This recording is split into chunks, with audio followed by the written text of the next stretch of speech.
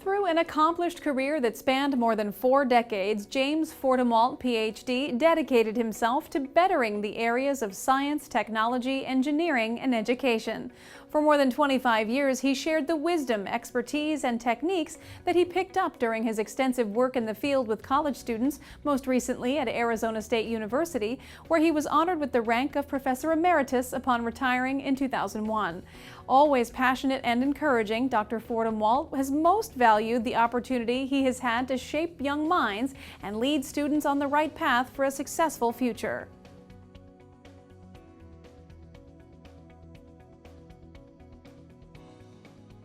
Born and raised in Parsons, Kansas, Dr. Fordemwalt gravitated toward his eventual profession at a young age, as he had a role model in his father, a prominent scientist who served as one of the assistant directors of research for the American Siamna Corporation. In his role, Fred Fordemwalt was responsible for research and lab work with a particular focus on physical chemistry, a subject that would later captivate his son.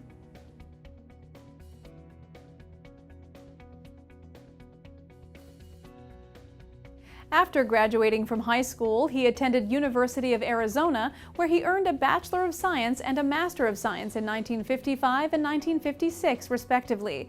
While pursuing his master's degree, he took several courses in nuclear chemistry and worked on a top-secret project under the guidance of his advisor, a former engineer who was one of the scientists in charge of the Manhattan Project, the code name for the development of the atom weapons during World War II. In the midst of following in his father's footsteps by pursuing a Ph.D. in physical chemistry from the University of Iowa, which he ultimately obtained in 1960, Dr. Fordemwalt was hired by the Nuclear Power Division of General Electric, a one-year stint during which he served as the senior engineer.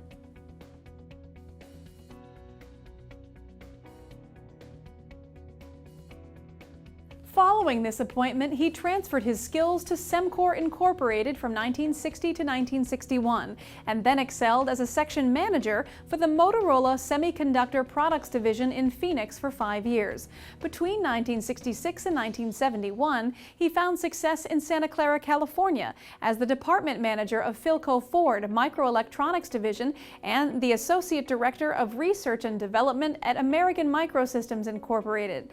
By this point, he had grown tired of the industry and was in search of a more fulfilling next chapter in his professional life, which arrived in the form of an offer to teach microelectronics and related subjects at the University of Utah.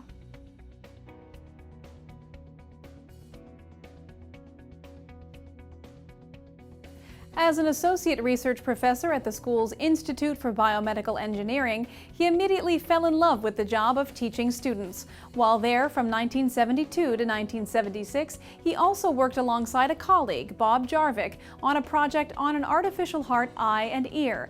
In 1976, he began consulting for Integrated Circuits Engineering in Scottsdale, where he's been an integral voice to this day, and serving as the director of the Microelectronics Laboratory at the University of Arizona, a position he held until 1987.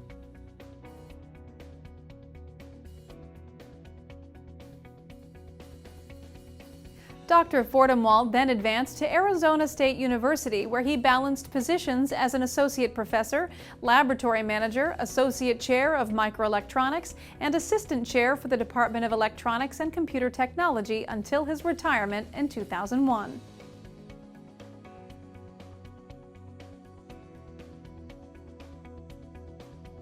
Outside of his primary endeavors, Dr. Fordemwalt has also served as a consultant for Western Design Center since 1980, previously acted as a member of the Semiconductor Committee for United Technologies Corporation from 1978 to 1987, and was an expert witness for a lawsuit between General Motors and Intel surrounding the use of IM implantation.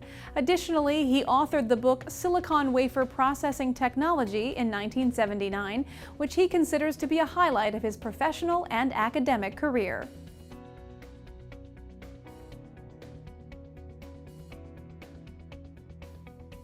Even in retirement, he has remained connected to his field as a longtime affiliate of the Institute of Electrical and Electronics Engineers, the International Society for Hybrid Microelectronics, and the Electrochemical Society. Dr. Fordemwalt, who's been married to his wife Elizabeth for more than 50 years and has 2 children and 5 grandchildren, reflects upon his life and career with pride that he has been able to make a positive and significant impact on others.